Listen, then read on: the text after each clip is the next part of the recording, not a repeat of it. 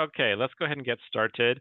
So for those of you who have just dialed in, you've heard me and Juni, our speaker, talk about the virtues of kaya, which is a lovely coconut spread that I have known always to put on toast. Juni says it's more common to serve it on rice, which I'd never have heard of. Sounds delicious.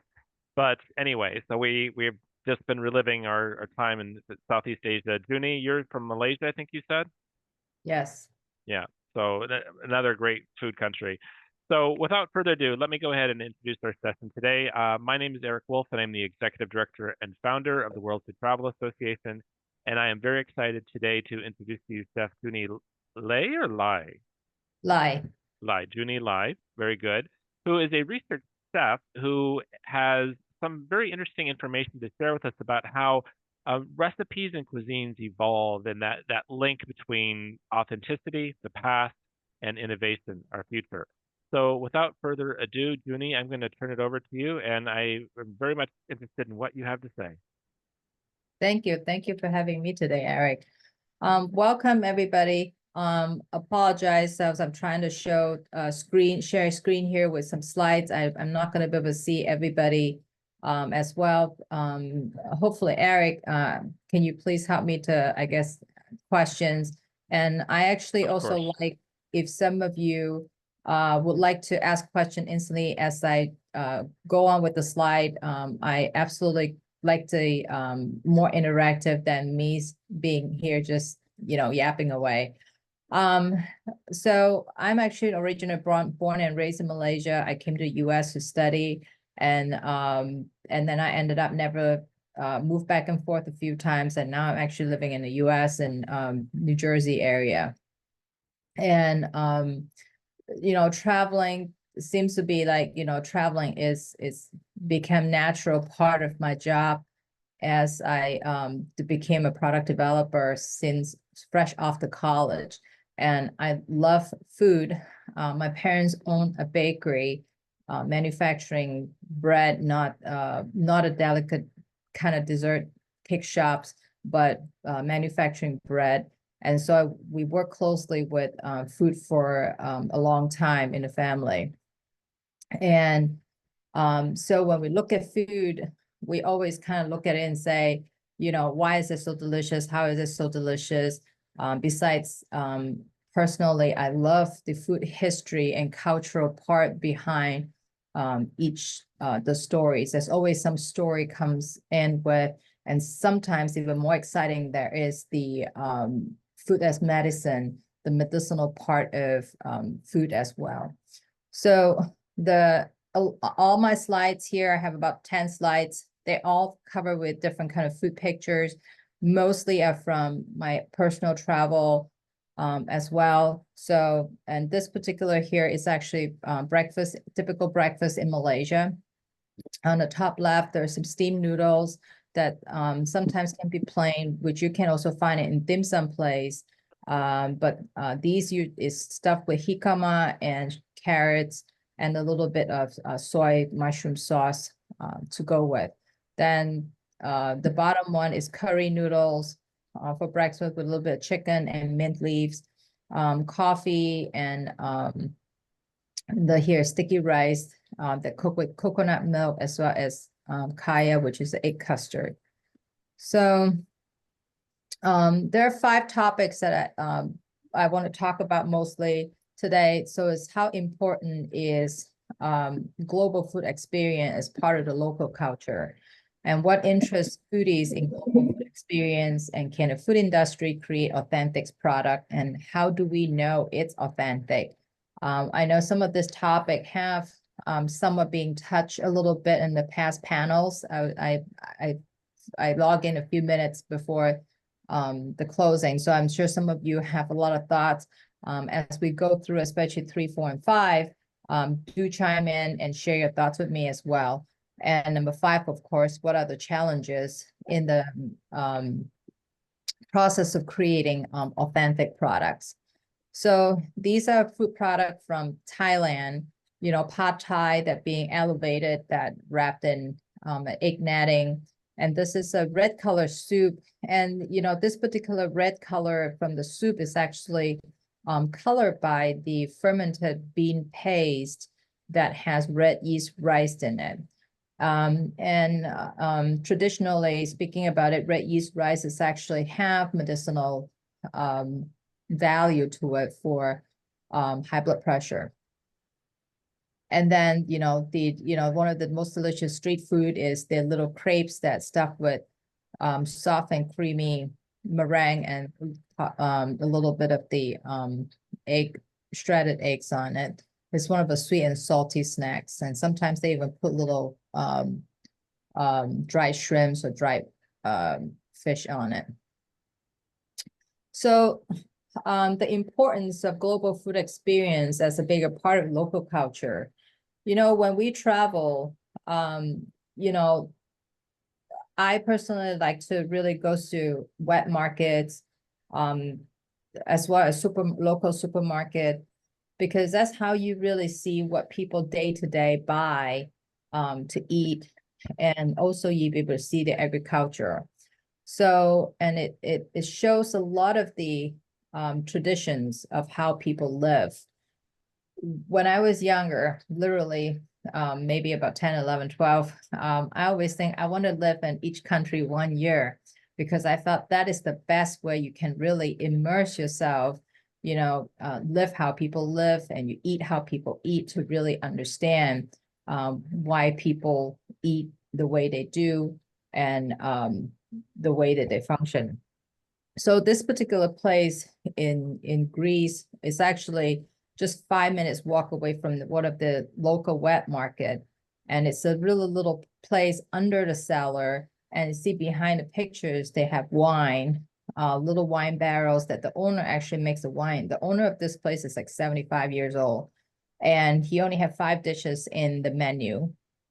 And he make 3 different kind of soups that you see in the picture, one with cabbage, one with garbanzo beans, and one with white beans.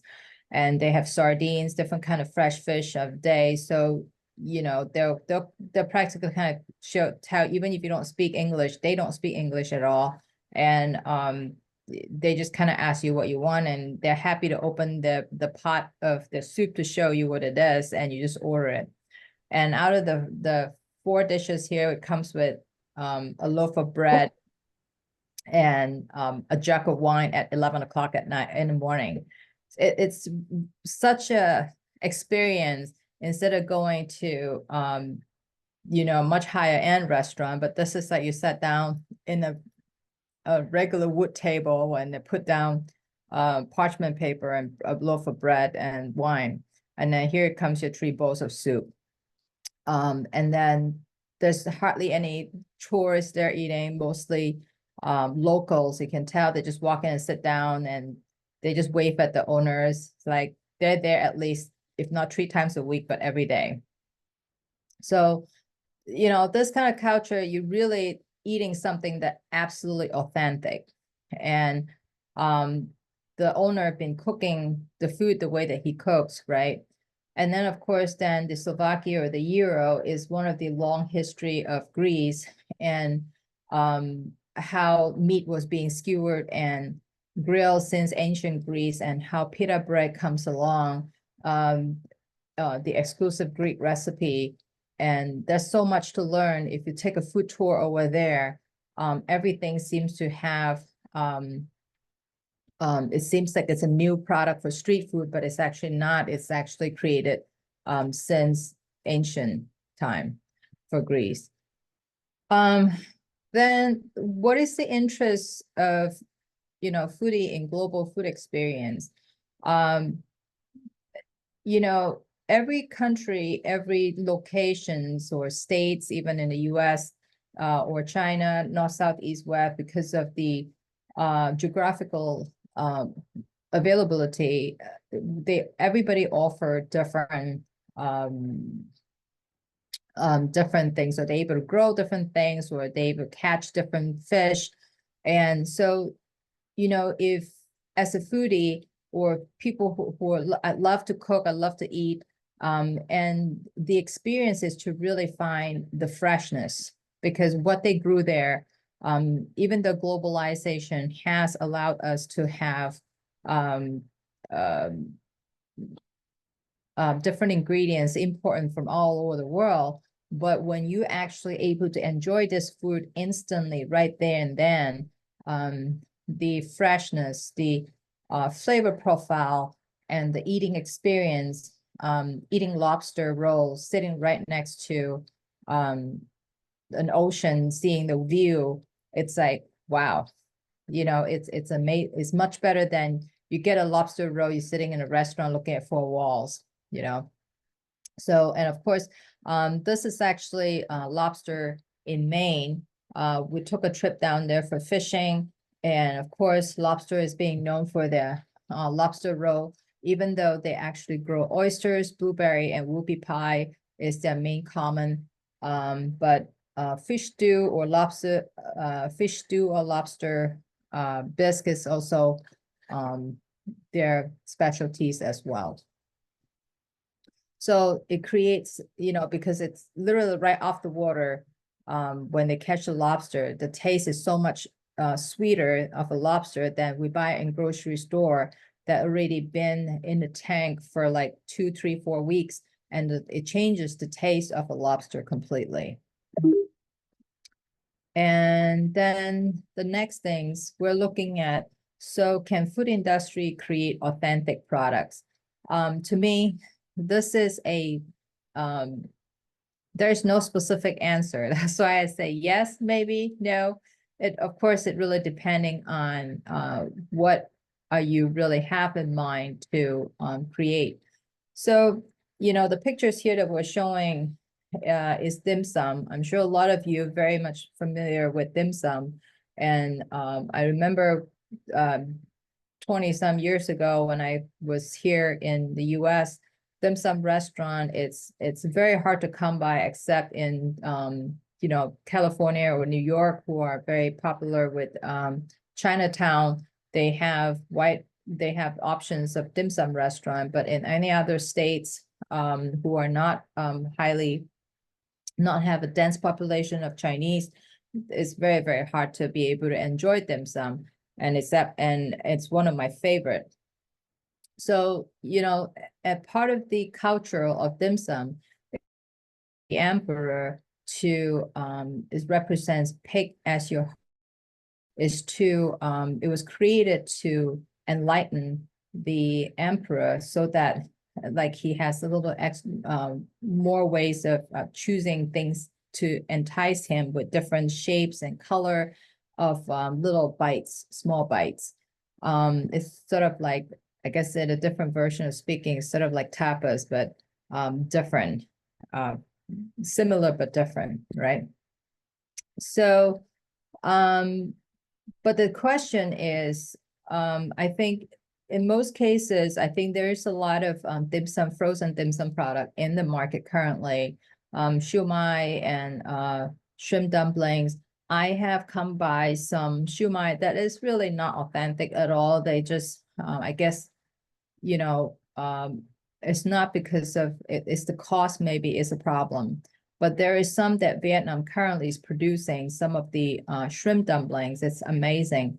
If somebody put it in a steam basket and create it and steam it out and put it on a table for you with the service, you probably can't even tell that they're not handmade. But the only difference you can tell is from the creme, because they are so perfect, because they're machine made. So, but there's certain things, when we evaluate whether the product is authentic, we're looking into aroma, the flavor, the texture. And certain dishes like Thai green curry would currently sell in Trader Joe, and product with they call it with tofu sheets. It's sort of like tempeh, but a different version of a tempeh.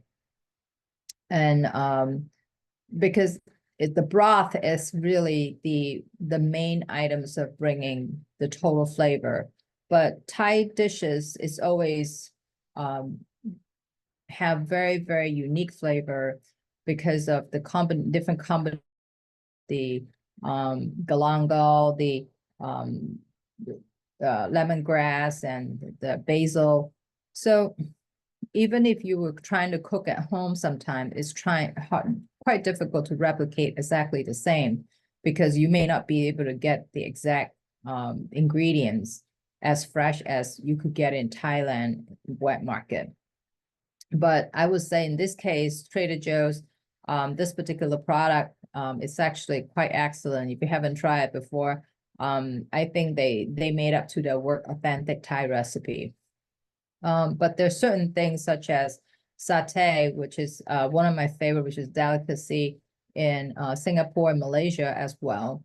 But to me, satay is really an eating experience, besides whether how delicious your meat is being marinated, or you're able to make the peanut sauce as close. Because grilling it, ordering your satay, you know, piping hot while you're smelling it while they're cooking it, you know, it's kind of give you a different different dimensions of the eating experience, which I think if you would buy this box of grilled satay and bring it home to grill it, there's still some slight difference of the eating experience. And how do we know that it is authentic or not?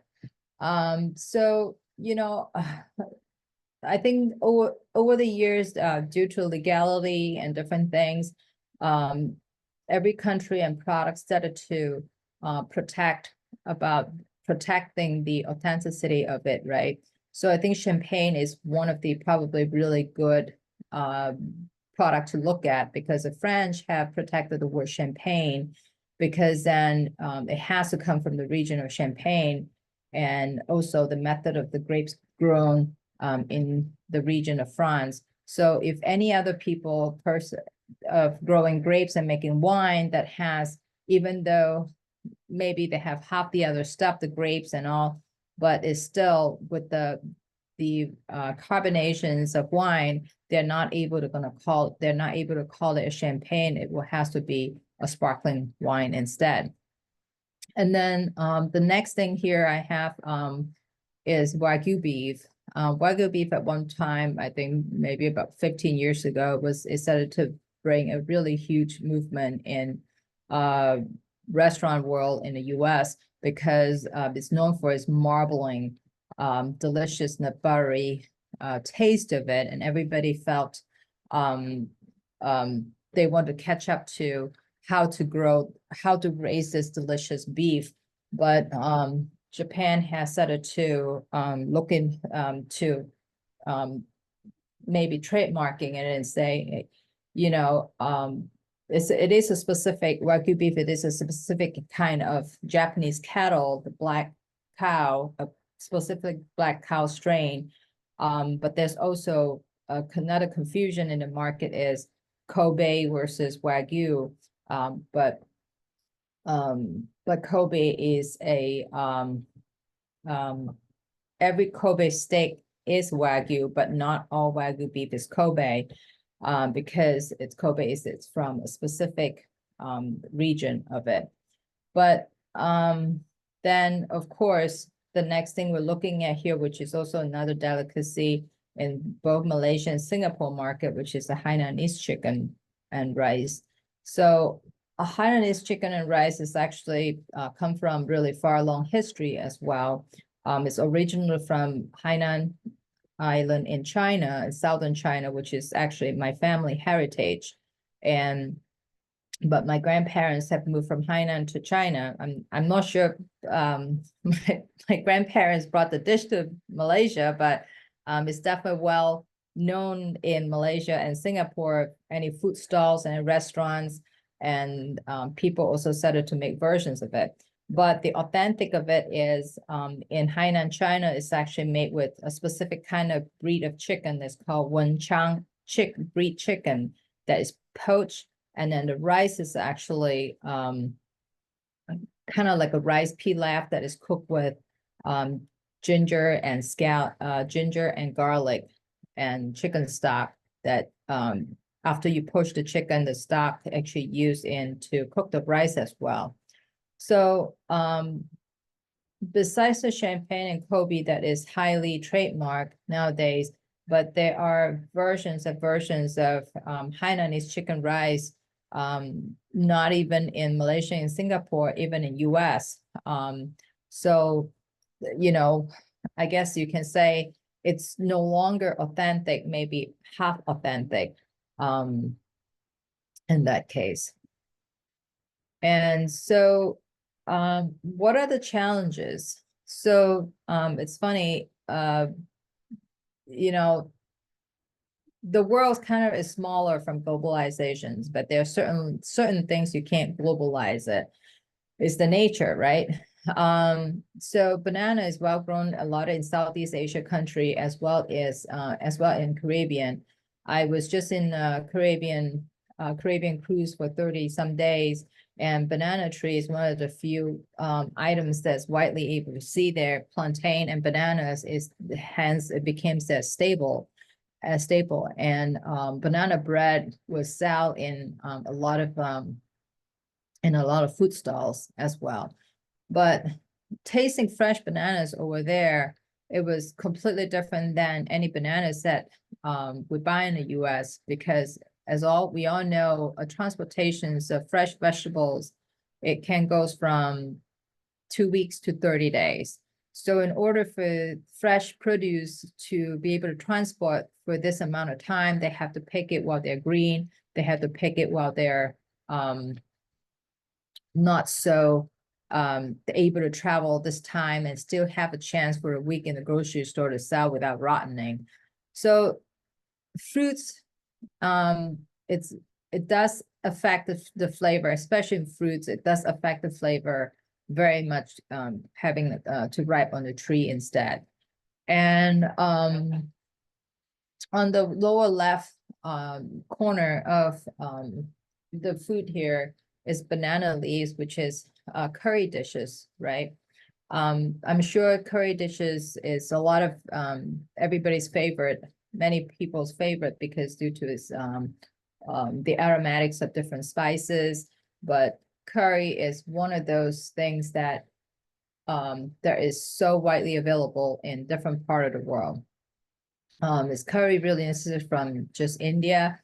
No, I mean, Malaysia have different kind of curry, which is a lot of influence from northern and southern Indian, and that's why sometimes it's even it's a blend. There's no specific of northern India, southern Indian curry anymore.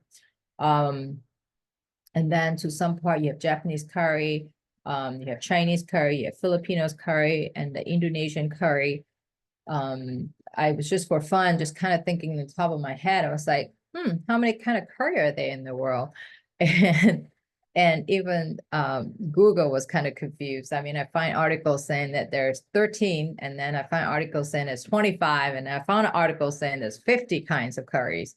It's like, so that's and you know, some kind of spread it out really widely, regional or not. And of course, you know, to me, some of the, again, it goes back to the eating experience as well. So, and more interestingly, the other part of it that we will talk about is pasta. A lot of, in generalization, people think pasta is pasta, but do you know that, you know, pasta from the northern Italy is actually made with softer wheat, so they usually would have eggs in their pasta. And I guess some of us would just call it egg pasta, but maybe that's not true, just because they have egg in it. But it's because it's using softer wheat, such as the all-purpose or the double O flours. But in the southern Italy, they make with durum wheat, because the wheat that they grow in the central Italy, it's have much higher protein. So generally, it really gives you the tension and that they need from the flour, from the protein to be able to build the gluten, so that they don't really need to add egg in it to bind. They would just add water to it. Then, of course, then we look at certain of the challenges, like, you know, total eating experience, which is hot pot. Hot pot is very, very popular now everywhere, including in the US. It's a total eating experience. I mean, I don't know how you can package a whole experience and put it on somebody else's table, right? There are soup bases that people could buy home, maybe to put in just a regular pot and still have a few ingredients at the top to eat, but it's not like you can put it out of the box and put it in microwave and here you go.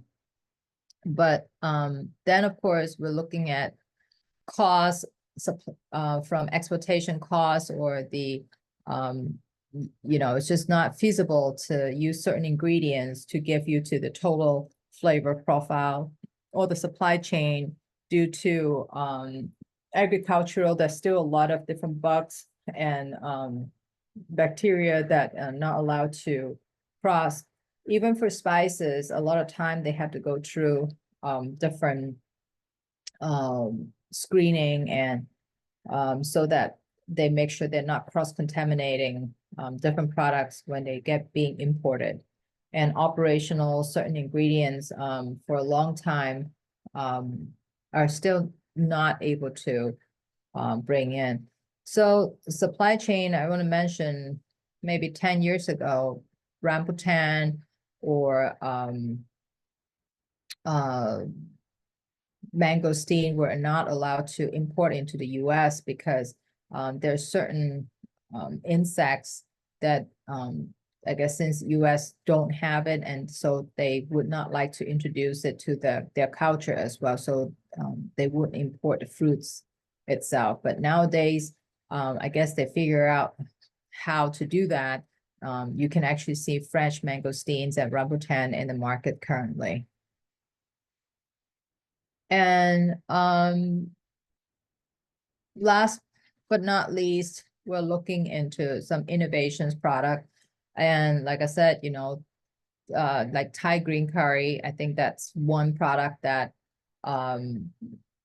innovation, I mean, it's they able to do it pretty close. And then innovation not necessarily has to be absolutely new. A lot of time when we think about an innovation session in any of the company, they'll be like, you're kind of thinking, oh my gosh, what am I going to make new? That what else can we do with rice to be completely new?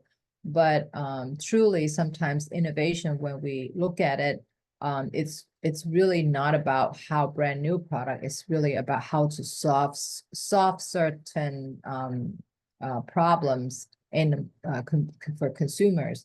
So I think one of the good thing to look at is this bibimbap, which is a Korean style rice dish that has multiple different kind of vegetables and meat and delicious sauce with it. And they actually have it created in all packaged in one bowl, and so that you can actually have it in convenience.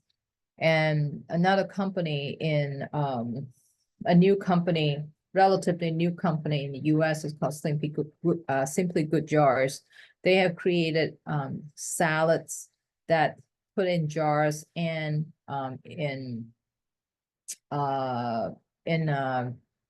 those soda machines. What do you call that? Vending machines. A vending machine. Thank you. And you can just put money, it drops out for you. And they have it all worse in the airport right now. It encourages people to eat healthier. I mean, if you walk by airports, sometimes you're like nothing in the airport can be possibly healthy. You run to a store to just get yourself a granola bar. And I thought that's just a very smart idea, to be able to package salad that way and able to encourage people to eat healthier. And of course, food as medicine has been a much bigger market the last couple years. Due to COVID, have brought people to, want to build the immune system a lot better. And kombucha, if you ever make kombucha at home, they're really not delicious. They're like drinking vinegar, but the market have innovated it too with much more exciting flavor, raspberry lemonade, ginger lemonade.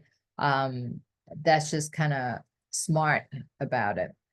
And then the other one more thing that I found, it was very interesting, and this little brown bottles here is sort of like a little tonics. Tonics has been always very popular in Asia markets. I guess it's convenience, because in Asian culture, a lot of the traditional Chinese medicine is really about making different tonics to stay healthy. But apparently that culture has been kind of moving to a lot of the Western world as well. And these have little ginseng, some have and they call it antioxidants and turmeric and ginger for different functionalities. Instead of taking vitamins, you have this little tonics now. Then last but not least, which is another Korean product that just kind of came out, a kimbap, or it's kind of like frozen sushis. It's available in the market even the last 10 years. It's strictly for convenience as well. So, well, thank you so much for your attention. So these I hope this have spread some lights in how you think about product development with in authenticity. So Juni, I just have to say, a salad in a jar does not sound appealing at all to me. That sounds really disgusting, actually. Actually, I've tasted them. They are pretty good. Are they? Because of the encapsulation, it's actually and plus they took up they flush in a certain kind of gas to keep the vegetable fresh. So when they have the salad dressing on the bottom, so when you shake them, everything just kind of, you're tossing your salad in a bowl in a different manner. Yeah, And you're of right. course, the shelf life is short. It's not like they're selling it to you for like 20 days. They rotate it pretty fast. Yeah, yeah. Well, now let's connect this to tourism and culinary heritage for our delegates, because I think that really what we're looking at here is the idea that cuisines can change over time. And I think that sometimes people talk about, oh, I can't believe, all these chains are moving in, and cuisines are becoming globalized, and we're losing our food, we're losing the integrity. What are your thoughts on that? Because we don't eat the same food that our grandparents ate, and cuisines do change frequently, and they do have influences and impact from other cultures around the world. So are you in favor of that, or have we put, we can't put the toothpaste back in the tube? So what is the lesson here for people who are trying to promote their culinary cultures, their culinary heritage, but it keeps changing? What's your advice to them? Um, there are a few things to look at. I mean, I personally very much love the heritage part of cuisine, which, is very interesting. Our taste bud change based on where we live and what we eat currently. And one of the few things, these are the things that I continuously have discussion with my parents, especially. Both my parents love food and travel as well. And um, and sometimes when we eat certain things, or when we travel, or we just even at home, we would say, my dad was like, this doesn't taste like how it was anymore. And just for a very basic thing, soy sauce. I bet people don't make soy sauce now than 50 years ago. Let's not even go back 100 years. Let's just go back 50 years or maybe even 20. The ingredient changes. The process of it could have been changed that we don't know. Hence, it brings you to a different soy sauce that you don't even know, even though it's Kikkoman, but Kikkoman different, a different Kikkoman 10 years ago. And in product development, one of the most things that we do is that you have to make sure you write down what brand of ingredients that you use when you're creating your stir fry. Because if you're using a soy sauce from Kikkoman versus a soy sauce from a different brand, they could taste completely different. Mm-hmm. So, and part of the ingredient changes, sometimes it's so small, like you don't pay attention. You start moving forward. You just keep moving forward. And one of the tastes that my parents always complain at is food in our culture, in every culture, has become sweeter. Yes. They're no longer full savor, full, just like, everything has a little hint of sweetness to it for some reason. Mm-hmm. That's true. Um, Well, that may be partially, the Americans may be partially to blame for that. it is so minor you don't realize it, until, and then when you actually go to certain, and then sometimes it's also the change is due to availability of the ingredients. um so for me as an immigrant, when I cook curry here, if I want to cook Malaysian curry, I will make do with what I have. And then when I cook it, just because a Malaysian cook it, and it's like, oh, that's a true Malaysian curry. It's like, maybe not, Yeah. because I'm making do with what I have. And but if I keep spreading my knowledge to my next generations here, and can you imagine how many generations in the past that have happened over the time as well? Yeah. So the minor adjustment just keep passing along over the line. And so when you really at one time you kind of go back and say, and really visit and kind of say, oh, this is the actually authentic stir fry, or whatever dish it is, they may not like it because they're like, this is not what I'm used to. Well, I think that's interesting what you were saying about um, how things can change over time, and I'm just thinking about how climate change can affect the flavors and the recipes just because an ingredient is not available. They're having a hard time with the olive oil in Spain. That it was such a hot year last year that the prices of olive oil have soared and the availability is down by 50%. So what does that mean for Spanish cuisine, for instance? Does it mean that people are going to be trying to use a cheaper oil or a different oil instead? I don't know. Yeah, absolutely. And that also, like you're growing things in different locations. Like um, one of the few things I really enjoy in Greece is the cucumbers and the tomatoes. The Hmm. tomatoes in Greece have no acid flavor to it at all. It's just naturally sweet. And well, you can argue and say, well, maybe there's different breed and da da da, but almost all tomatoes here in the States, it's somewhat have an acidic finish to it. The different soil is different. And we were growing the Armenian cucumbers, which is the Greece use a lot as well, the specific of it. And we're growing it in our garden. I was like, it tastes different than Greece. The terroir is different. Yes. Yeah. So, it's a very minor portion. But the thing is, sometimes I think the question to really ask is, does it really need to be 100% authentic? But, or you can, let's say, like, I don't know, Vietnamese coffee. I'm not sure how many people have absolutely go to Vietnam and enjoy Vietnamese coffee. Or for people have not, they happen to buy a packaged coffee mix, and nowadays it's more amazing. They even make the foam in the powder mix for Hmm. give you the total experience. And they're like, I'm happy with this. But for somebody who had been to Vietnam and say, this is not authentic, they actually kind of think you're a snob when you say that.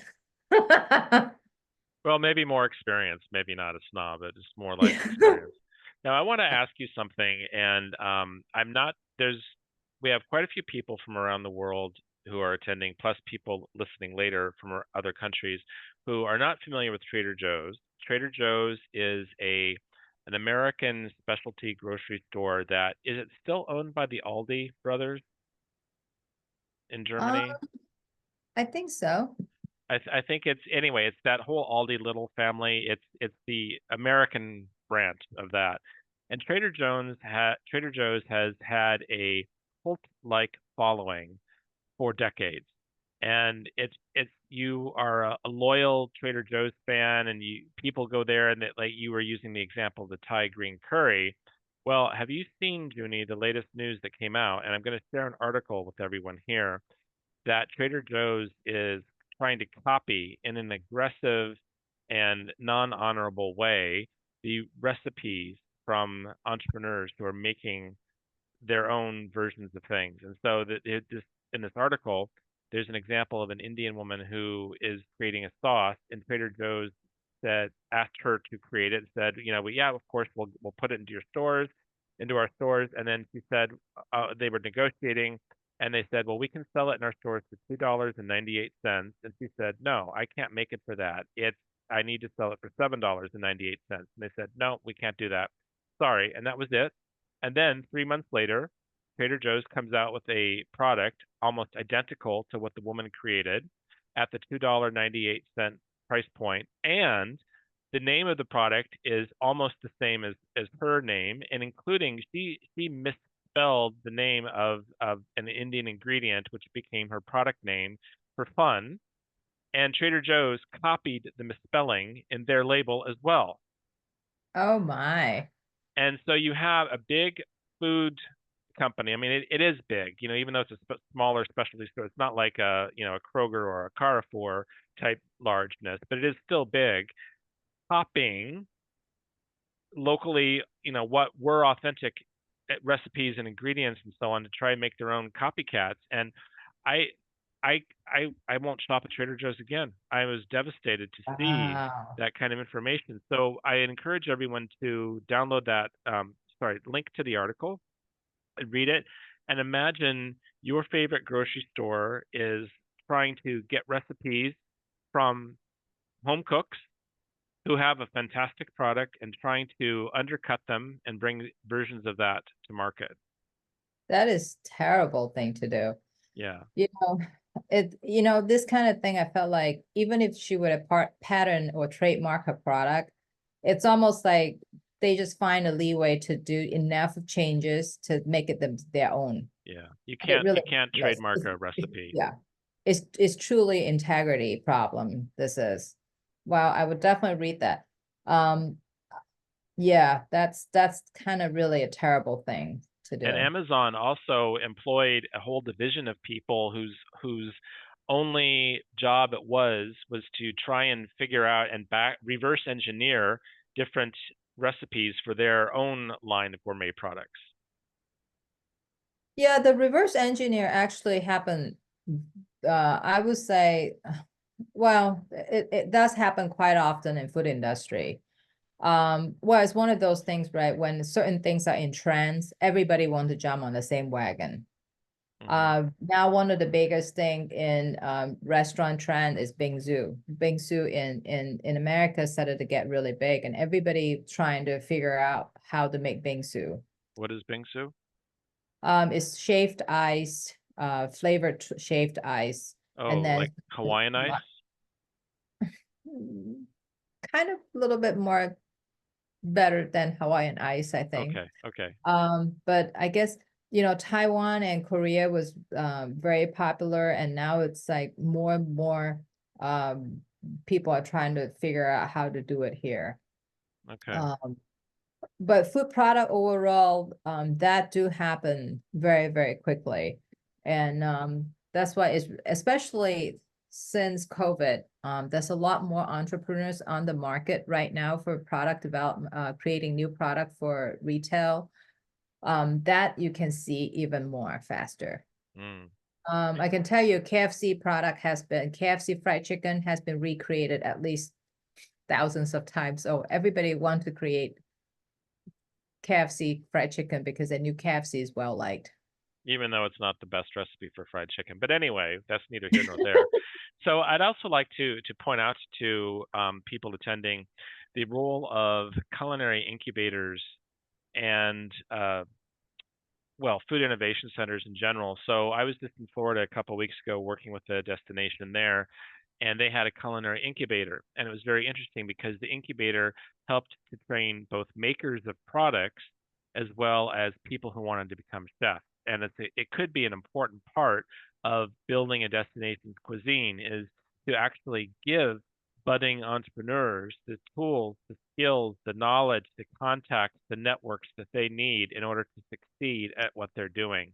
And a lot of destinations don't have this kind of thing. In fact, in southern Spain where I live, I don't know of any culinary schools, and it shows. You go out into the community, and there's not a lot of creativity in food.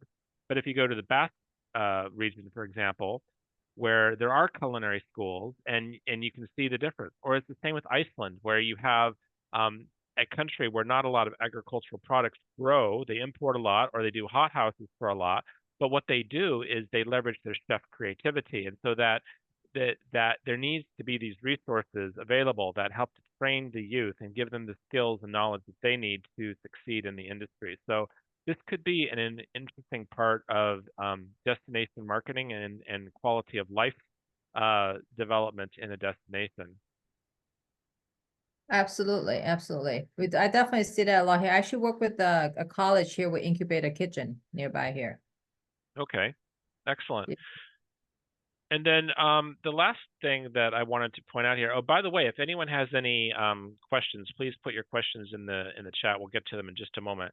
Another thing that anyone in the audience needs to be aware of, if you work with any of these food entrepreneurs, they tell them to be careful of co-packers, working with co-packers, because what happens is, let's say that you create an oat milk or whatever, a salsa, a sauce of some kind.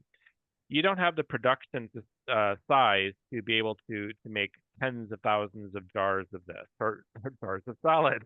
That sounds so weird.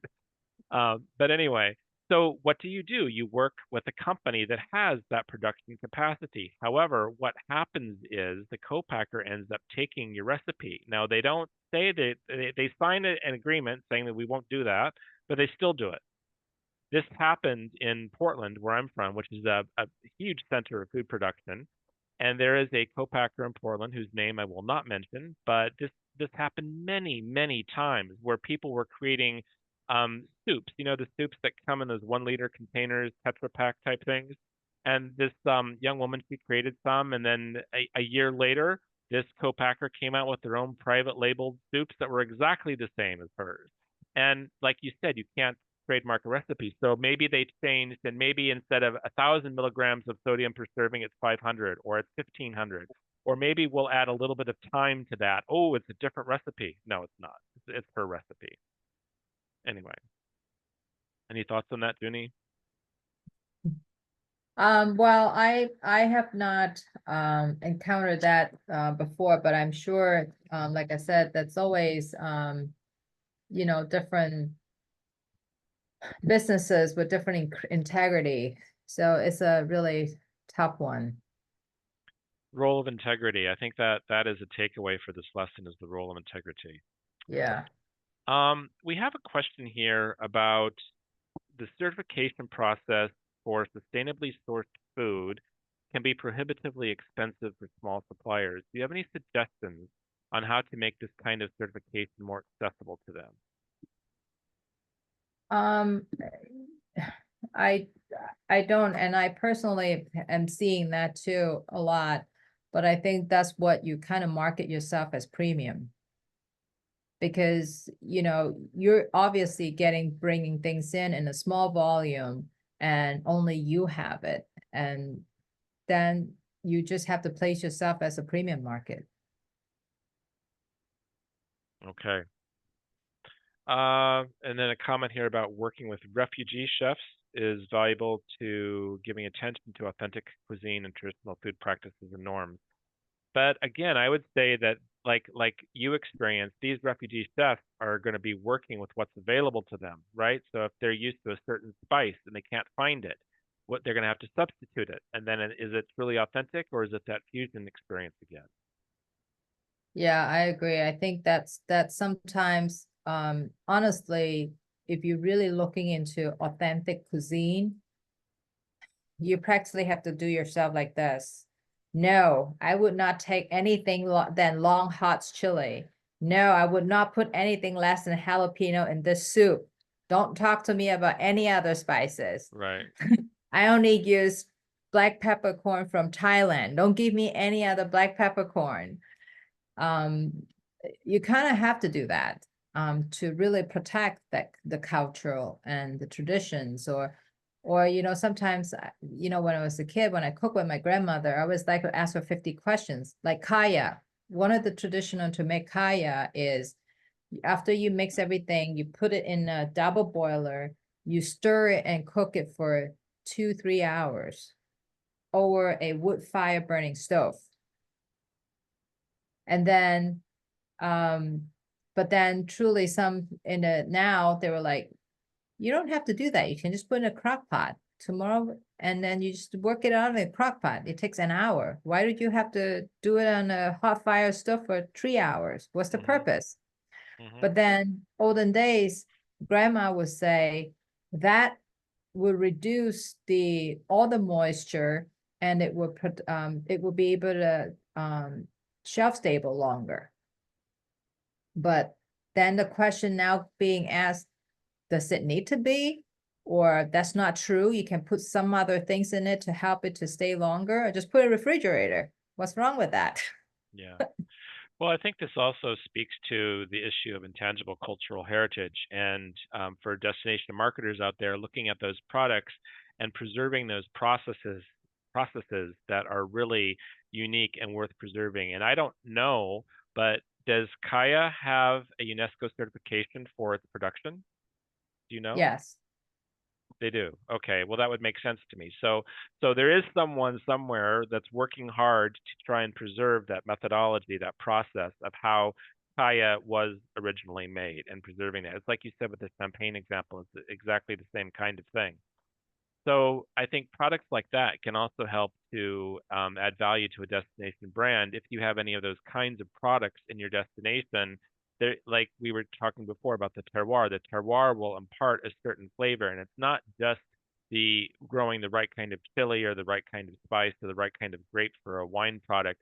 It is the temperature, it's the humidity, it's the pollen in the air, it's the Mhm. moisture, it's all of that, the dirt, what's in the dirt, right? All of this goes in to make the flavor profile of the ingredient. And that's why French champagne tastes different from Spanish cava, which tastes different from British sparkling wine, which tastes different from French California champagne, right? There are Right. different production methodologies, different terroirs, different recipes. It's wow, it's a complex issue. And I feel like it's important every culture kind of protect it, right? Because that makes our life more colorful. I mean, can you imagine you just go everything is the same, it's practically everything black and white, then what's the point? So I Well, think it's important for us to protect the culture. you're absolutely right. And it is one of those things where you travel around the world and you see Starbucks in every corner, you see KFC, Yeah, you see Burger King, yeah. and you can get, I mean, I remember when I was working for a consulting firm and they flew me to Singapore to basically to live for a year. And I was so excited. And I was at the I don't know, you probably know Singapore really well, but Parkway Parade, just before Uh-huh. downtown, right? You come from the airport and there's Parkway Parade and there's a shopping center there. And anyway, so I had 15-hour flight, jet lag, all of that, but I couldn't sleep. I was so excited. So I go across to the shopping center. The first thing I saw was a Starbucks, and I thought, I am not purchasing a Starbucks on this trip. It's not happening. But then I went into the shopping center where there was a cold storage grocery store. That's the name of the chain. And I spent, Junie, this is probably you. This is probably just like you. I spent 2 hours walking around the grocery store, marveling at the different fruits and the different sauces that you could buy, and the different packaged foods and processed foods that were available. And I even found Oregon ice cream in the freezer, which freaked me out. That was bizarre to see that. But still, I had never seen a dragon fruit in person. Mhm. And I didn't even know what durian was until I got to Singapore. And then I had an experience with these old Chinese dudes. I was with a friend, And we were trying durian, and this is our first and probably would have been our last attempt to eat durian, which if you don't know about durian, it's an acquired taste. It's a very interesting fruit from Southeast Asia. And we weren't enjoying it. It tasted like gasoline to us. It was really not nice. And these two ancient Chinese dudes were looking at us and laughing at the two white guys, right? Oh, look at them trying to eat durian. And they went like this, and they called us over, and they didn't speak English. I do think that they were Perkenan, so the Chinese from Southeast Asia, and they were trying to explain to us that, and this was all through hand signals and everything, and they were explaining that there's different qualities of durian. You know, you can have a really good quality one or a bad quality one, and they were also eating durian, and so they let us try their durian, and it was actually good. It was a much milder flavor. It was very different than what we had, and basically what we got out of this was they spent, I think, I don't know if it was 4 or 5 Singapore dollars for their durian, and we paid 1 or 2 for our durian. And the lesson here was you get what you pay for.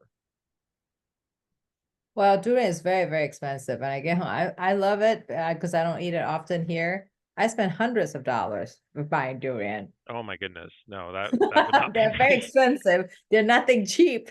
No. Not a cheap fruit. Well, we So, need to wrap up for today, but Juni, I'd like to thank you very much for your time and knowledge. It was a fun session and an interesting one as well. So thank you so much. well, thank you for all that you share as well and inviting me to join this wonderful group. Thank Good you. to meet everybody. Well, everyone, tomorrow we will begin our second day of FoodTreX Global 2024 at the same time, which starts at 1 p.m. London, UK time. And the rest of the schedule is on the event website for tomorrow. So we've got 4 more sessions tomorrow, and we look forward to seeing everyone there. Thank you all again for today, and we'll see you tomorrow. Thanks, Juni. Thank you. Bye, everybody.